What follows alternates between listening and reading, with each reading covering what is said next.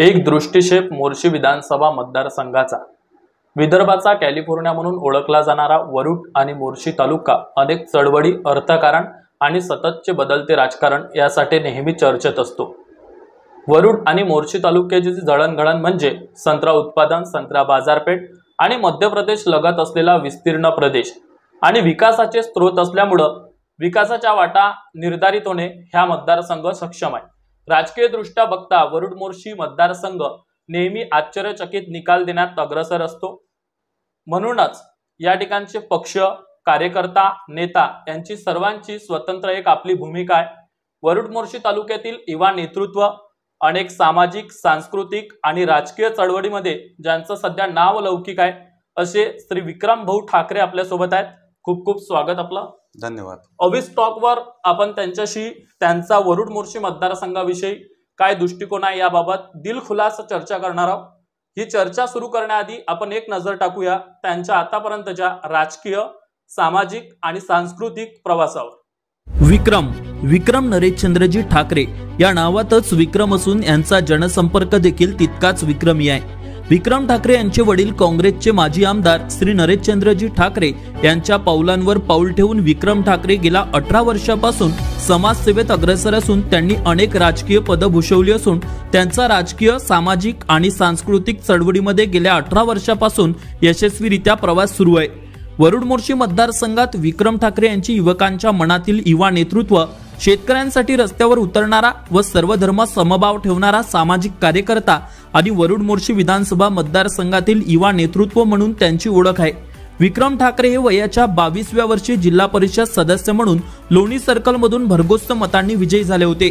त्यानंतर ते आमनेर पंचायत समिती सर्कल मधून निवडून आले आणि ते वरुड पंचायत समितीमध्ये सभापती झाले। यशस्वीरित्या त्यांनी पंचायत समिती सभापती पदभार सांभाळला असून यासोबतच त्यांचे अनेक सामाजिक उपक्रमही सुरू होते। कोरोना काळात संपूर्ण जग जेव्हा घरात बंद असताना रक्ताचे नातेही मदतीला येत नव्हते, या काळात विक्रम ठाकरे आणि त्यांचा मित्रपरिवार मात्र देवदूत म्हणून मैदानात उतरले होते। कोरोना काळात किराणा किट वाटप, गावागावात सॅनिटायझर फवारणी, गावागावात मास्क वाटप, गरजूंना मदत, रक्तदान शिबिर, लंच बॉक्सला मदत आणि विशेष म्हणजे विक्रम ठाकरे मित्रपरिवाराने कोरोना काळात रुग्णांच्या मदतीसाठी अँब्युलन्स सेवा देखील वरुड मोर्शी तालुक्यात सुरू केली होती। यासोबतच कोविड योद्धांचा सत्कार आणि याच काळात ज्येष्ठ नागरिकांसाठी विक्रम ठाकरे यांनी आणि त्यांच्या मित्रपरिवाराने कोविड लसीकरण नोंदणी केंद्र देखील सुरू करून सेवा दिली होती। असे अनेक उपक्रम विक्रम ठाकरे मित्रपरिवाराने राबविले आहेत। आरोग्य शिबिर, रक्तदान शिबिर, नेत्र तपासणी व मोफत शस्त्रक्रिया शिबिर, गुणवंत विद्यार्थ्यांचा सत्कार असे विविध सामाजिक उपक्रम त्यांचे सुरूच असून शेतकऱ्यांसह सामान्य नागरिकांना न्याय मिळवून देण्यासाठी विक्रम ठाकरे रस्त्यावर देखील उतरले असून त्यांच्या नेतृत्वात त्यांच्या मित्रपरिवाराने रास्ता रोको आंदोलन, ठिय्या आंदोलन, उपोषण असे अनेक आंदोलन त्यांनी केले आहेत। यावेळी त्यांना पोलिसांनी अटकही केली आहे। आदिवासी समाजासाठी आदिवासी नृत्य स्पर्धा, गावागावात माझे संविधान माझा अभिमान अंतर्गत प्रत्येक बौद्ध विहारला संविधान प्रेम भेट, युवकांसाठी रोजगार मेळावा व व्यवसाय मार्गदर्शन कार्यशाळा, अंगणवाडी सेविकांसाठी मार्गदर्शन कार्यशाळा, युवकांसाठी मॅरेथॉन स्पर्धा आणि विविध क्रीडा स्पर्धाही आयोजित करीत असतात। विशेष म्हणजे रामनवमीमध्ये लाडू वाटप आणि शोभायात्रेच्या स्वागतासाठी ढोल ताशा पथक, डॉक्टर बाबासाहेब आंबेडकर जयंतीनिमित्त लाडू वाटप, ईद जुलूसमध्ये लाडू वाटप, नाभाऊ साठे जयंती उत्सव, महामानव भगवान बिरसा मुंडा जयंती उत्सव, भोई समाजासाठी मार्गदर्शन कार्यशाळा व मेळावा असे सर्व धर्म समभाव ठेवून विक्रम ठाकरे आणि त्यांच्या मित्रपरिवाराने विविध उपक्रम राबविले आहेत। महिलांसाठी मातृशक्ती जागर असे विशेष कार्यक्रम, भजन मंडळासाठी भजन स्पर्धा असे अनेक सामाजिक उपक्रम विक्रम ठाकरे मित्रपरिवार गेल्या अनेक वर्षापासून राबवित असून सध्या विक्रम ठाकरे आणि त्यांच्या मित्रपरिवाराचा हा प्रवास सुरूच आहे। विशेष म्हणजे माजी आमदार नरेशचंद्रजी ठाकरे यांचा सहकार क्षेत्रात दांडगा अनुभव असून तोच अनुभव विक्रम ठाकरे यांच्यात देखील दिसून येतो। विक्रम ठाकरे यांनी त्यांचे वडील नरेशचंद्रजी ठाकरे यांच्या मार्गदर्शनात कृषी उत्पन्न बाजार समिती आणि खरेदी विक्रीच्या निवडणुकीत एक हाती सत्ता मिळवली आहे। तर लोकसभेच्या निवडणुकीत अमर काळे यांचा प्रचार करण्यासाठी विक्रम ठाकरे यांनी संपूर्ण मतदारसंघ पिंजून काढला होता आणि भाजपची असणारी मोठी लीड कमी करण्यात विक्रम ठाकरेंचा देखील मोठा वाटा होता। असाच मागील 18 वर्षांपासून विक्रम नरेशचंद्रजी ठाकरे यांचा सामाजिक, सांस्कृतिक आणि राजकीय प्रवास यशस्वीरित्या सुरू असून त्यांच्यातील सर्व धर्म समभाव आणि शेतकरी, उद्योजक आणि युवक व महिलांच्या विकासासाठी असलेला त्यांचा एक वेगळा दृष्टिकोन, त्यांची राजकीय, सामाजिक आणि सांस्कृतिक चळवळीमध्ये काम करण्याची शैली आणि त्यांचा स्पष्ट आणि रोखठोक स्वभाव बघता वरुड मोर्शी विधानसभा मतदारसंघाचा विकास करण्यासाठी विक्रम ठाकरे हे विधानसभा सभागृहात जावे असा आवाज वरुड मोर्शी विधानसभा मतदारसंघातील जनतेकडून सध्या येत आहे। येणाऱ्या मोर्शी विधानसभा निवडणुकीच्या रिंगणात विक्रम ठाकरे उतरणार आहेत। आज वरुड पंचायत समितीचे माजी सभापती विक्रम नरेशचंद्रजी ठाकरे यांचा वाढदिवस असून त्यांच्या वाढदिवसानिमित्त ही त्यांची विशेष मुलाखत आम्ही तुमच्या समोर घेऊन आलो आहोत। विक्रम नरेशचंद्रजी ठाकरे यांना मोर्शी विधानसभा मतदारसंघातील सर्व नागरिकांकडून वाढदिवसाच्या कोटी कोटी शुभेच्छा। Avinash Bansod, Amravati today news, Warud. भाऊ, माझा पहिला तुम्हाला प्रश्न असा आहे, राजकारण आणि सामाजिक कार्यात येण्याची कुठून तुम्हाला प्रेरणा मिळाली आणि तुम्ही केव्हापासून सुरुवात केली आणि तुम्ही एकदम युवा असताना राजकारणात आले, तुमचा तेव्हा शैक्षणिक प्रवास कसा होता? आपल्याला माहीतच आहे की घरामध्येच राजकारण होतं। वडील सन्माननीय श्री नरेशचंद्रजी ठाकरे हे या विभागाचे आमदार सुद्धा राहून चुकलेले आहे आणि बऱ्याच वर्षापासून ते सुद्धा या भागाच्या राजकारणात सक्रिय राजकीय भूमिका त्या ठिकाणी निभावत होते।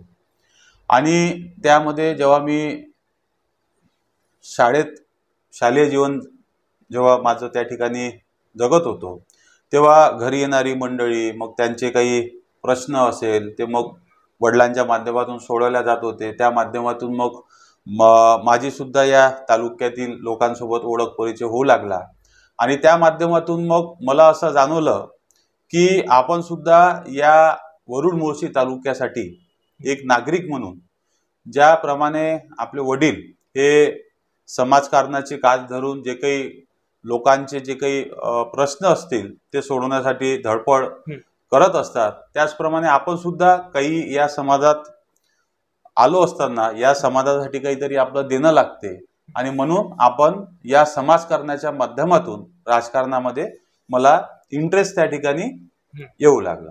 बरं, पंचायत समिती सभापती, जिल्हा परिषद सदस्य असे अनेक राजकीय तुम्ही पद भूषवली आहेत। ह्या पद भूषवत असताना काय तुमचा अनुभव आहे आतापर्यंतचा? तुम्हाला सांगू इच्छितो की माझी जे राजकीय सुरुवात त्या ठिकाणी झाली, मी 2007 मध्ये मांगरुळी गणामधून त्या ठिकाणी पंचायत समितीची निवडणूक लढलो होतो आणि त्या भागातील सगळ्या वडीलधारी मंडळी आणि आमच्या युवक मित्रांच्या, आमच्या माता भगिनीच्या सहकार्यानं मी त्या ठिकाणी निवडून सुद्धा आलेलो होतो आणि 2007ला माझं वय 22 वर्ष होतं। काही म्हटलं तरी आपण जो त्या पद्धतीचा समज त्या ठिकाणी असायला पाहिजे, म्हणजे माझे सगळे मित्रमंडळी आणि राजकारणात मी त्या ठिकाणी नवीन होतो। माझ्याजवळ पल्सर गाडी होती, आमच्या मित्रमंडळीच्या मोटरसायकल राहत होत्या आणि मोटरसायकलनी मग आम्ही गावागावात जाऊन त्या ठिकाणी प्रचार करत होतो। सगळ्या वडीलधारी मंडळींना त्यांचा आशीर्वाद घेऊन आम्ही त्या ठिकाणी प्रचार चालू केला आणि मग 2007 पासून माझा राजकीय प्रवास त्या ठिकाणी चालू झाला। 7 ते 12 मी पंचायत समिती सदस्य राहिलो। पुन्हा मग लोणी सर्कलच्या लोकांनी मला 12 ते 17 मध्ये आशीर्वाद दिला। मग त्या भागाचं प्रतिनिधित्व करत असताना मला पुन्हा जिल्हा परिषदचा सदस्य बनवलं आणि नंतर मग सगळ्याच्या लोकांच्या जे आमच्या सोबत जुळलेली सगळी मंडळी आहे की त्यांच्या आग्रहास्तव मग मला त्यांनी म्हटलं की आता तू पंचायत समिती, माझी लढाईची इच्छा नव्हती की मला एक म्हणायचं होतं की मग मी जिल्हा परिषद सदस्य राहून चुकलेला आहोत।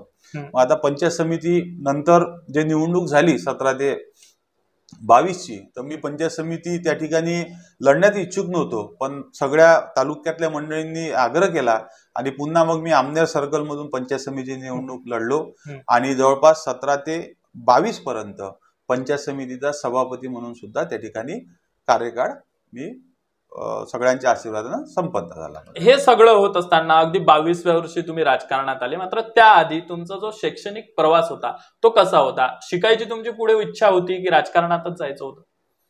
नाही, मी म्हणजे शिक्षणाची आवड हे मला पूर्वीपासून, कारण का माझ्या 2 बहिणी सुद्धा माझ्यावर म्हणजे शिक्षणासाठी तगदा बिलकुल लावूनच होत्या आणि मला सुद्धा शिक्षणाची आवड होतीच। मी माझा 12वी नंतर गव्हर्नमेंट इंजिनिअरिंग कॉलेज अमरावतीला सिव्हिलला नंबर लागला होता, जवळपास मी 1 महिना ते कॉलेज सुद्धा केलं, पण 1 महिना कॉलेज केल्यानंतर मला जे समाजकारणाची त्या ठिकाणी आवड होती आणि मला असं वाटलं की आपल्याला शेवटी एक काम इथेच करायचं आहे, तर मग मी इंजिनिअरिंग सोडून मग बीकॉमला त्या ठिकाणी आपल्या महात्मा फुलेमध्ये ऍडमिशन घेतली. बीकॉम झाल्यानंतर लगेच मी पंचायत समितीची निवडणूक लढलो. मग मला समोरचं शिक्षण सुद्धा करायचं होतं, तर मग मी एमकॉम साठी पंचायत समिती सदस्य निवडून आल्यानंतर नबिरा कॉलेज काटोलला ऍडमिशन घेतली. फर्स्ट इयर मी क्लिअर झालो. सेकंड इयरचा माझा एक सब्जेक्ट त्या ठिकाणी बॅक आहे.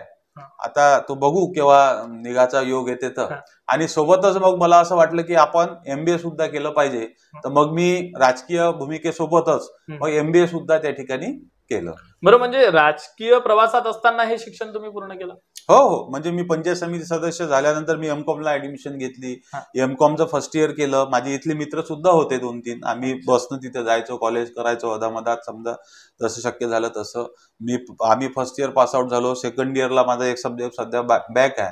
मग मला असं वाटलं की आपण MBA करायला पाहिजे, तर मग MBA सुद्धा मी ओपन युनिव्हर्सिटीमधून केलं. आणि माझा भविष्यात आता बघू, म्हणजे माझी स्वतःची इच्छा आहे की आपण आता भविष्यात जसा वेळ भेटेल तर PhD सुद्धा आपण त्या ठिकाणी केलं पाहिजे. आता बघू कसं काय योग येतं. बरं, पंचायत समितीची निवडणूक जिंकलेत, जिल्हा परिषदची निवडणूक, सभापती म्हणून 5 वर्ष यशस्वीरित्या तुम्ही काम केलं.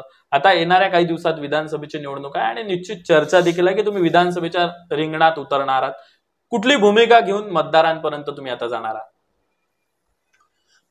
सर्वप्रथम मी तुला या माध्यमातून सांगू इच्छितो की माझी भूमिका ठरवत असताना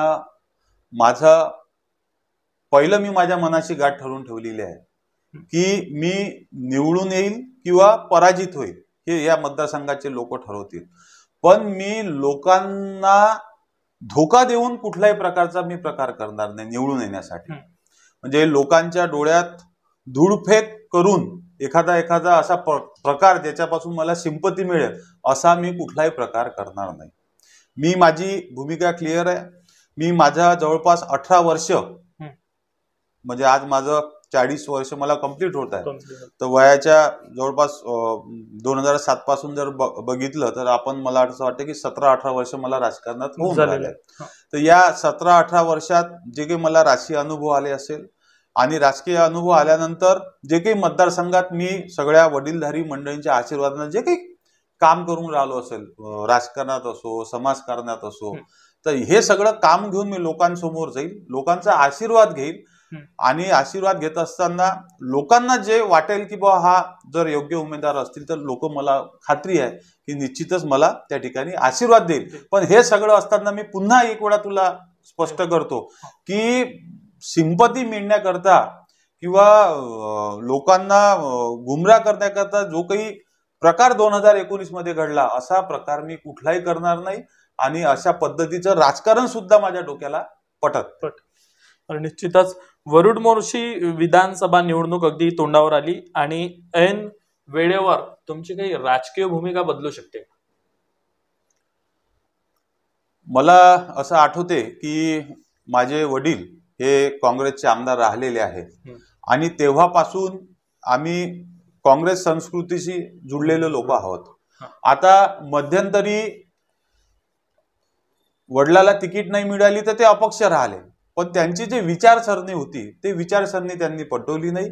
आणि माझी सुद्धा तेच भूमिका राहील.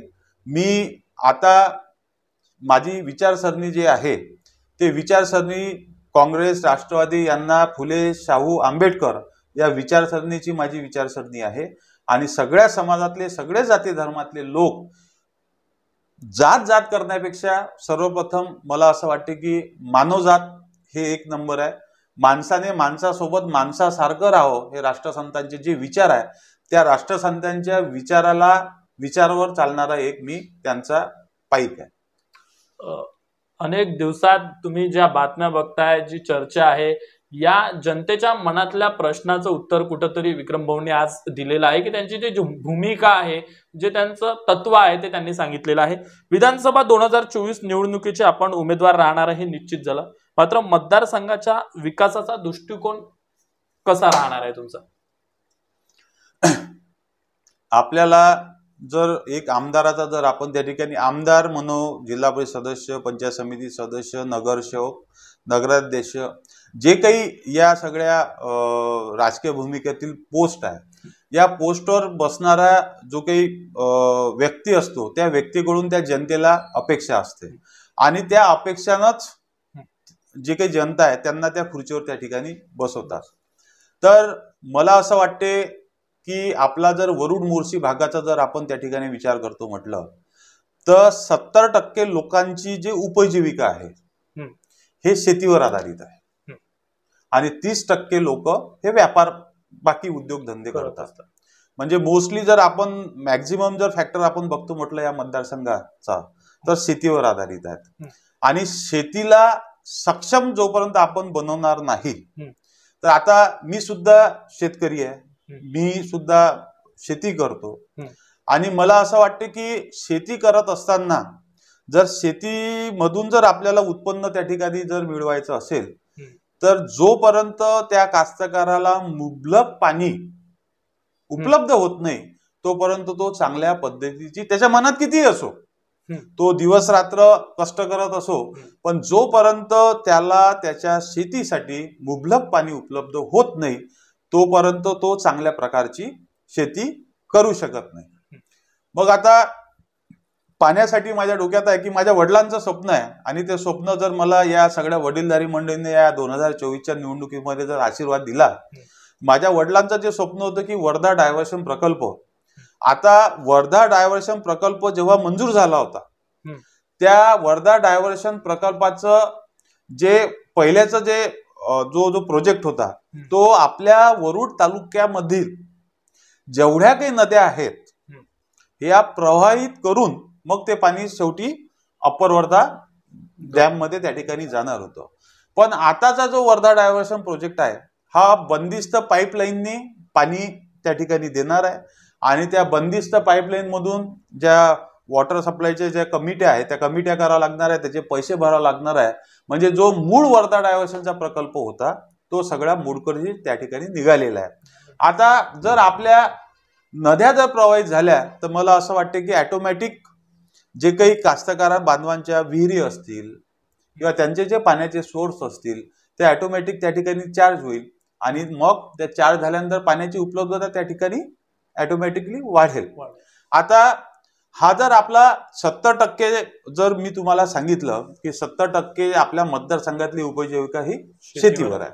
शेतीवर असताना मग ऑटोमॅटिकली जोपर्यंत आपल्याला जर आपल्या मतदारसंघाचा जे काही जनमानसं आहेत त्यांचा जर आर्थिक स्तर जोपर्यंत आपण उंचवणार नाही तोपर्यंत या मतदारसंघातले लोक ज्या दृष्टिकोनातून मी बघतो त्यांना, त्या दृष्टिकोनातून त्यांची जे प्रगती व्हायला पाहिजे ते होणार नाही. मग आता या 70% लोकांची जे बाकीचे जे 30% जे मतदारसंघातले जे लोक आहेत या 30%ची डिपेंडन्सी या 70% लोकांवर आहे. आता तुम्हाला उदाहरण जर घेतो म्हटलं तर मोर्शीची बाजारपेठ असो किंवा वरुडची बाजारपेठ असो किंवा सिंधुदुर्ग घाटची बाजारपेठ असो, इथले जे काही दुकानदार मंडळी आहे हे ग्रामीण भागातले लोक या शहरामध्ये येतात. एखादं चपलीचं दुकान असो, कपड्याचं दुकान असो किंवा इतर काही दुकान असो, जेव्हा हे 70% लोक आर्थिक याने सदृढ होईल तर ऑटोमॅटिकली हे जे 30% इतर बिझनेस करणारे लोक आहे तर ऑटोमॅटिकली त्याचा इफेक्ट त्यांच्यावर पडेल. बरं, निश्चितच तुम्ही शैक्षणिक याच्यात चांगलं शिक्षण तुम्ही घेतलेलं आहे आणि अशात आपल्याला एक जॉबची अपेक्षा असते विद्यार्थ्याला, युवक मंडळी असते. मोर्शी वरुड तालुक्यात उद्योग आणि रोजगार निर्मितीकरिता कोणते प्रकल्प आपल्या दृष्टिकोनातून व्हायला पाहिजे असं तुम्हाला वाटते? आज जर आपल्या मतदारसंघाचा पूर्ण मोर्शी मतदारसंघाचा जर विचार करतो म्हटलं तर 30% यंग जनरेशन हे आपल्या भागातून इतर भागात त्या ठिकाणी नोकरीसाठी जातात. मुंबई असो, पुणे असो किंवा इतर काही असो, कारण त्यांना जे रोजगार आपल्या वरुड मोर्शी भागामध्ये असायला पाहिजे ते रोजगार त्या ठिकाणी उपलब्ध न झाल्यामुळे आणि कुठलाही युवक जेव्हा त्याच्यावर आपल्या परिवाराची जबाबदारी येते तर त्याला मग ते आपलं घरदार सोडून आपल्या परिवाराची जबाबदारी सांभाळण्यासाठी मग कुठेतरी जावं लागते. तर माझ्या डोक्यात 2-3 चांगले चांगले कन्सेप्ट आहेत. फॉर एक्झाम्पल मी तुम्हाला सांगतो की या ठिकाणी आपल्या इथे MIDC आहे. या MIDC मध्ये बऱ्याच वर्षापासून कुठलाही प्रोजेक्ट त्या ठिकाणी आलेला नाहीये आणि हे असताना आपण सातपुड्याच्या पायथ्याशी या ठिकाणी राहून राहिलो. आता एक अप्पर वर्धा डॅम आपल्या मोर्शी मतदारसंघामध्ये मोर्शीमध्ये आहेत. तर एवढे सुंदर सुंदर प्रोजेक्ट आहे. आता सन्माननीय मुख्यमंत्री साहेबांनी भोंडेकर साहेब मला वाटते भंडाऱ्यांचे आमदार आहे, अपक्ष आमदार आहे, त्यांनी त्या ठिकाणी उद्घाटन केलं. त्यांनी 100 कोटीचा प्रोजेक्ट त्या ठिकाणी आणला. तिथल्या मला नदीचं नाव नाही आठवून राहिलं, त्या नदीवर म्हणजे आपलं जर अप्पर वर्धा जर डॅम घेतो म्हटलं तर 100 कोटीचे प्रोजेक्ट आहे की तिथलं सगळं डेव्हलपमेंट करण्यासाठी, म्हणजे जे पर्यटन वाढवण्यासाठी, जसं स्कुबा डायव्हिंग झालं, बोटिंग झालं, असे मोठे मोठे जर आपण तिथे डेव्हलपमेंट जर केलं तर ऑटोमॅटिकली जे मोर्शीतलं आजूबाजूचा परिसर आहे आणि मोर्शी आहे तर जे पर्यटनाची जर संख्या त्या ठिकाणी वाढली ऑटोमॅटिकली तिथले जे उद्योगधंदे करणारे लोक आहेत तर त्यांचा रोजगार त्या ठिकाणी वाढेल. जे आपले युवक मित्र आहे ते कुठे त्या माध्यमातून दुकानं त्या ठिकाणी लावू शकेल. आणि बऱ्याचशा कंपनी अशा आहेत की त्या येण्यास आपल्या इथे इच्छुक असतात, पण त्यांना मग त्या प्रमाणात राजकीय जे पाठबळ पाहिजे. म्हणजे वरुड आणि मोर्शी तालुक्याचा जर विचार करतो म्हटलं तर फार काही मोठ्या कंपन्या इथे येणार नाही, पण त्यातल्या त्या छोट्या छोट्या जे काही आणता येईल आपल्याला. आता आपला बेल्ट हा संत्रा प्रक्रिया प्रकल्प म्हणून सगळ्या सर्वदूर त्या ठिकाणी परिचित आहे. तर संत्र्यावरही बरेचसे उद्योग आपल्याला त्या ठिकाणी आणता येईल. तर असे काही उद्योग जे काही सहजासहजी आणि छोटे छोटे उद्योग जर आणले तर निश्चितच युवकाला मला असं वाटतं त्या ठिकाणी प्रेरणा मिळेल. आता तुम्ही संत्रा प्रक्रिया प्रकल्प म्हटलेला आहे. वरुड हा ऑरेंज सिटी म्हणून ओळखला जातो आणि वरुड तालुक्यामध्ये, मोर्शी तालुक्यामध्ये संत्र्याची बाजारपेठ आहे, मात्र एकही संत्रा प्रक्रिया प्रकल्प नाही. याविषयी आपला काय मानस आहे? वरुड आणि मोर्शीचा जर आपण विचार करतो म्हटलं तर आपल्याला माहित आहे की संत्रा नगरी म्हणून कॅलिफोर्नियात संत्र्याचा कॅलिफोर्निया म्हणून पूर्ण त्या ठिकाणी आपली ओळख आहे. आणि मी शेतीतल्या शेतीत जर विचार करतो म्हटलं तर 70% उपजीविका शेतीवर आहे. आणि मला असं वाटतं की या 70%मध्ये 40 ते 50% लोक हे संत्र्याची लागवड करून त्या ठिकाणी राहिलेले आहे. माझ्याकडे सुद्धा संत्र्याचा त्या ठिकाणी बगीचा आहे. आता दिवस रात्र लोक आपल्या संत्र्याच्या बगीच्यामध्ये मेहनत घेतात आणि मेहनत घेत असताना जेव्हा ते बगीचा त्या ठिकाणी विकायला काढतात तर जे अपेक्षित त्यांना उत्पन्न आहे ते उत्पन्न त्यांना मिळत नाही. मग अपेक्षित उत्पन्न का मिळत नाही याचा सुद्धा आपण त्या ठिकाणी विचार केला पाहिजे. उत्पन्न तर काढते पण त्याला भाव नसल्यामुळे जे अपेक्षित त्याला उत्पन्न भेटायला पाहिजे ते भेटत नाही.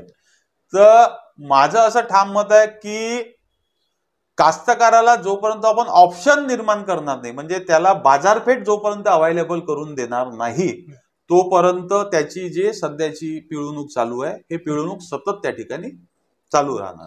आता ऑप्शन जे मी तुम्हाला म्हटलं की आता वरुड मोर्शी तालुका एवढा मोठा संत्रा उत्पन्न त्या ठिकाणी कास्तकार बांधव करतात, पण शेवटी त्यांना करावं काय लागते, जेव्हा बगीचा विकायला काढतात तेव्हा सगळे व्यापारी मंडळी येतात. एक व्यापारी समजा 5 लाखाला मागते, एक 4.5 लाखाला मागते, एखादा 5.5 लाखाला मागते. तेवढं ऑप्शन नसल्या कारणानं त्याला कमी जास्त करून त्या व्यापाराजवळ द्यावं लागते. तर आपल्या वरुड आणि मोर्शी तालुक्यामध्ये संत्रा प्रकल्पावर आधारित एखादा मोठा उद्योग, एखादा स्टोरेज जर एखाद्या कास्तकाराला नाही भाव वाटला तर एखादं आपलं स्टोरेज मोठं किंवा अजून काय काय त्याला संत्रा बाजारपेठमध्ये त्याला जोपर्यंत आपण 5-6 मोठे मोठे ऑप्शन त्या ठिकाणी देणार नाही तोपर्यंत संत्र्याला भाव मिळणार नाही. आणि संत्रा प्रकल्पावर इथे संत्रा प्रकल्प होणे गरजेचं आहे. एक नाही तर निदान या वरुड मोर्शी भागातून किमान 2 संत्रा प्रकल्प जर झाले आणि स्टोरेज संत्र्याचा जर या ठिकाणी आपण करू शकलो तर निश्चितच मला असं वाटतं की संत्र्याला सुगीचे दिवस आल्याशिवाय राहणार. भाऊ, माझा पुढचा प्रश्न आहे. आजचं राजकारण हे युवा आणि महिला या 2 घटकांभोवती फिरते आहे, किंबहुना ते महत्वाचं सुद्धा आहे. त्याच्याविषयी आपला दृष्टिकोन काय आहे? आज जर आपण आपल्या माता भगिनींचा जर विचार करतो म्हटलं तर पूर्वी जे संकल्पना या ठिकाणी होती की महिलाकडे बघण्याचा दृष्टिकोन फक्त चूल आणि मूल होता, पण आजची जर आपण परिस्थिती जर बघतो म्हटलं तर पुरुषाच्या खांद्याला खांदा लावून आज प्रत्येक स्त्री हे आपापल्या क्षेत्रामध्ये काम करून राहिली. आणि नुसतं खांद्याला खांदा लावून नाही तर ते पुरुषाच्याही समोर मला असं वाटतं की आजकाल सगळ्या महिला भगिनी आहे ह्या त्यांचं पाऊल त्या ठिकाणी टाकत आहे. तर आज आपल्या महिला भगिनींचा जर विचार करतो म्हटलं तर आता ग्रामीण भागात मी फिरत असताना बऱ्याचशा बचत गटात महिलांच्या माझा संपर्क येतो, बऱ्याचशा महिलांचा संपर्क येतो.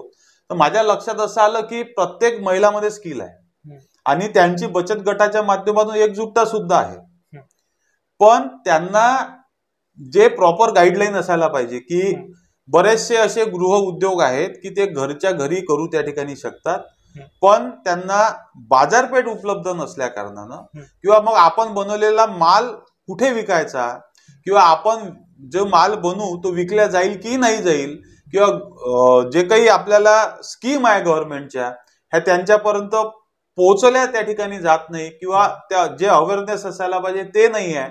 तर या सगळ्या गोष्टीचा जर विचार करतो म्हटलं तर त्या बचत गटांच्या सगळ्या महिलांना एकत्रित करून त्यांना आपापल्या गावामध्येच कुठले कुठले प्रोडक्ट त्या ठिकाणी बनवून त्यांना बाजारपेठ आपण उपलब्ध जर करून दिली तर सगळ्या महिला ह्या पुरुष त्या ठिकाणी त्या माध्यमातून चांगला आर्थिक सोर्स त्या ठिकाणी चालू करेल. मग दुसरा प्रश्न तुम्ही आमच्या युवक मित्रांचा घेतला, तर मी युवक मित्रांना आपल्या माध्यमातून सांगू इच्छितो की जे मी तुम्हाला सांगितलं, बेरोजगार मी या मताशी सहमतच नाहीये. जर एखाद्या माझ्या युवक मित्रांना मनाशी जर ठाणलं की मला आज माझं शिक्षण पूर्ण झाल्यानंतर त्याला जॉब करायचा असेल तर तो करू शकतो, की मला एखादा जर उद्योग त्या ठिकाणी चालू करायचा आहे, त्याने जर मनाशी जिद्द त्या ठिकाणी बाळगली की मला हे करायचं आहे आणि त्याने जर आपले 100% त्याच्यात जर दिले तर तो त्या ठिकाणी यशस्वी होऊ शकतो.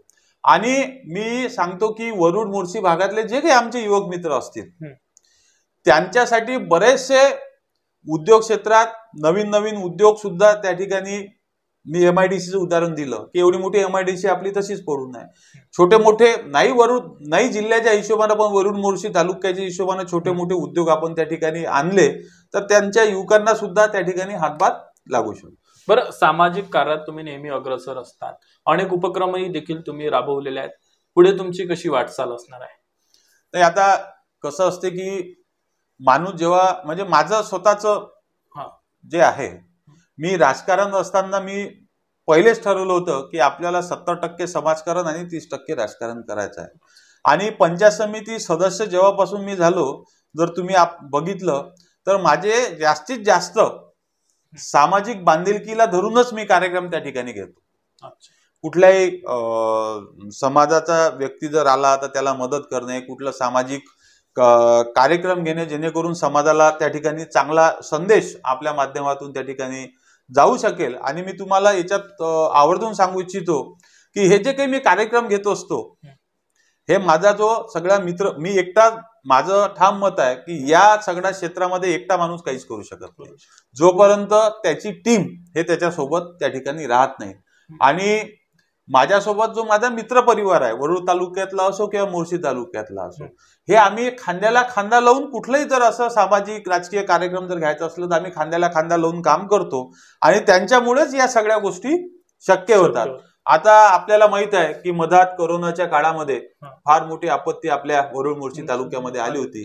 तर त्यामध्ये आम्ही सगळ्या मित्र परिवाराने स्वतःला आम्ही असं ठरवलं होतं की आता समाजाला आपली गरज आहे आणि गरज असताना आपण समाजासाठी काहीतरी समाजाला उपयोग असणारे काही उपक्रम आपण राबवले पाहिजे.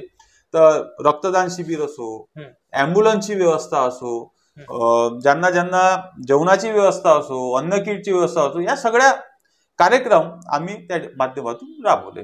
बरोबर. तुम्ही राजकीय क्षेत्रात आहे, शैक्षणिक क्षेत्रातही तुमचा अनुभव आहे आणि तुम्ही एक शेतकरी म्हणून खरी तर तुमची ओळख आहे. संत्रा आणि कापूस या पिकाला योग्य भाव मिळत नाही, याबद्दल आपली भूमिका काय? नाही, आता पहिले तर मी माझी भूमिका सांगतो की मी शेतकरी पुत्र नाही आहे. म्हणजे शेतकऱ्याचा पुत्र आहे, पण नुसतं शेतकरी पुत्र नसून मी स्वतः शेतकरी आहे. म्हणजे माझे वडील पहिले शेती करत होते. हा. मग माझ्या वडिलांनी मला सांगितलं हा. जेव्हा मी 23व्या वर्षी होतो हा. की आता हे शेती तुला सांभाळायची आहे. मग वयाच्या 23व्या वर्षीपासून मग मी शेती त्या ठिकाणी सांभाळायला लागलो. आणि शेतीमध्ये काय काय प्रॉब्लेम येऊ शकतात, मी स्वतः शेतकरी असल्या कारणाने मला चांगल्या पद्धतीने त्या ठिकाणी मिळतं. मी संत्र्यासाठी तुम्हाला सांगितलं की संत्र्याचा जो उत्पादन निघून राहिलं, पण त्या उत्पादन निघत असताना ज्या उत्पादनाला भाव मिळाला पाहिजे आणि त्याला कारण काय न भाव मिळाला त्याचं मी स्पष्टीकरण आपल्याला दिलं. राहिलं कापसाचा प्रश्न, तर कापसावरही सुद्धा जे काही प्रकल्प आपल्याला या ठिकाणी, मी माझं स्पष्ट मत आहे, कुठलाही व्यवसाय असो त्याला समोरच्या व्यक्तीला जोपर्यंत तुम्ही 10 ऑप्शन निर्माण करून देणार नाही तोपर्यंत त्याला सुगीचे दिवस येणार नाही. कास्तकाराला कापूस जर विकायचा असला तर इथं त्याला 7-8 ऑप्शन असायला पाहिजे की मी इथे नाही तर तिथे विकेल, तिथे नाही तर तिथे विकेल, तरच त्याला भाव त्या ठिकाणी मिळेल. संत्र्याचंही तसं, त्याला एवढे 7-8 ऑप्शन आपल्या वरुड मोर्शी तालुक्यामध्ये झाले पाहिजे की त्याला जिथं वाटेल तिथं तो विकू शकला पाहिजे. म्हणजे त्याला जो भाव मिळाला पाहिजे ते त्याच्या मनासारखा भाव त्या ठिकाणी मिळू शकते. बरं, मध्यंतरी माननीय हर्षवर्धनजी देशमुख यांचं नाव घेऊन किंवा यांच्या बाजूनं ठाकरे कुटुंबावर जो आरोप म्हणजे हे केला होता, शाब्दिक वार केलेला होता की त्यांच्याबद्दल जर कोणी बोललं तर त्यांचे तलवारनं हात छाटून टाकणार, असा जे वक्तव्य होतं विद्यमान आमदारांनी केलेलं होतं. आणि आता कुठंतरी त्या विद्यमान आमदारांनीच माननीय हर्षवर्धन देशमुख यांना कुठंतरी बाजूला ठेवून म्हणावं किंवा त्यांच्यापासून ते दूर गेलेले असं दिसतंय. यावर आपल्याला काय म्हणायचं आहे? नाही, मला तुमच्या माध्यमातून एक पहिली गोष्ट क्लिअर करायची आहे. मी ज्या दिवशी हा वाक्यप्रचार झाला होता त्या दिवशी मी स्वतः माझ्या फेसबुकवरून एक व्हिडिओ बनवला होता. वाटला असेल तर तुम्ही बघू शकता. मी त्या व्हिडिओमध्ये सुद्धा सांगितलं होतं की सन्माननीय हर्षवर्धन काका हे कालही माझ्यासाठी पितृतुल्य आहे, आजही माझ्यासाठी पितृतुल्य आहे आणि उद्याही माझ्यासाठी पितृतुल्य राहतील. आणि नुसतं तेच नाही तर या मतदारसंघातला माझ्यापेक्षा जो कोणी वयस्कर व्यक्ती असेल ते माझ्यासाठी पितृतुल्यच आहे आणि आदरणीयच आहे. आणि मग राहिला हात छाटण्याचा वगैरे जो प्रकार आहे, तर ज्या व्यक्तीची सुरुवातच क्रिमिनल माइंडनं या मतदारसंघात त्यांनी केली तर त्याच्याकडून याच्यापेक्षा दुसरी अपेक्षा आपण करू शकत नाही. बरं, वरुड जिल्हा व्हावा यासाठी तुम्ही अनेक उपक्रम राबवले, किंबहुना तुम्ही स्वतः जनतेपर्यंत पोहोचले. ही वरुड जिल्हा व्हावा ही संकल्पना कशी सुचली आणि त्याची जी सुरुवात होती ती कशी केली?